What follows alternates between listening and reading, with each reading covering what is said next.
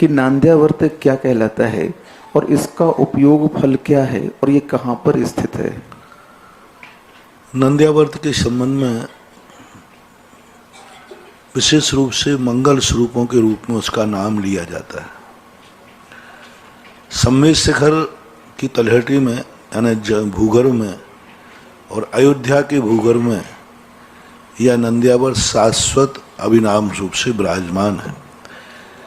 जब छठे काल का प्रलय आता है उस समय यह जमीन के ऊपर दिखने लग जाते हैं और देवता इनकी पूजा करते हैं, पुष्पवृष्टि करते हैं, उनका मांगलिक करते हैं और जैसे ही उनका मांगलिक पुष्पवृष्टि करते हैं तैसे ही प्रलय शांत हो जाता है। तो ये माना जाता है कि नंद्यावर्त की आराधना पूजा हमारे विघ्नों को दूर करती है, मंगल स्वरूप है, सगुण है और इतने बड़े महाप्रलय को पूजा करते ही जैसे ही उनकी पूजा करेंगे उसके पहले वो दिखेंगे नहीं। जैसे वो प्रलय में देखेंगे, जैसे आप लोगों का होता है ना, ये बाढ़ वगैरह आती है तो आपके जो मंत्री होते हैं वो हेलीकॉप्टर से उसका सर्वे करते हैं। ऐसे जब यहाँ प्रलय आएगा तो आकाश में विद्याधर और देवता लोग जो हैं वे आकाश से देखेंगे कि यहाँ की प्रलय विभीषिका को, तो उस समय उनको ये दोनों चिन्ह दिखेंगे। वो कहेंगे इतने बड़े प्रलय के बीच में ये स्वर्णमय क्या चीज दमक रही है। तब वे अवधियान से जानेंगे अरे ये तो महा अक्षय अनंत शक्ति संपन्न नंदावर्त है। फिर उसकी वो आराधना करेंगे, पूजा करेंगे, नमस्कार करेंगे और जैसे उसकी पूजा करेंगे तैसे ही वह शांति को, प्रलय शांति को हो जाएगी और सुवृष्टि आना शुरू हो जाएगा।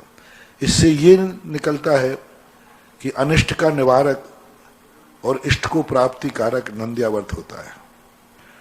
और इसकी एनर्जी, इसकी ताकत इतनी बड़ी ताकत है कि इतनी बड़ी प्रलय विभीषिका में जहाँ बड़े बड़े पहाड़ गल गए, ये जितने पहाड़ हैं सब गल करके कीचड़ हो जाएंगे, धूल हो जाएंगे, पर ये नंद्यावर्त ना अग्नि में जला ना पानी में गला और ज्यों का त्यों स्थापित होता है।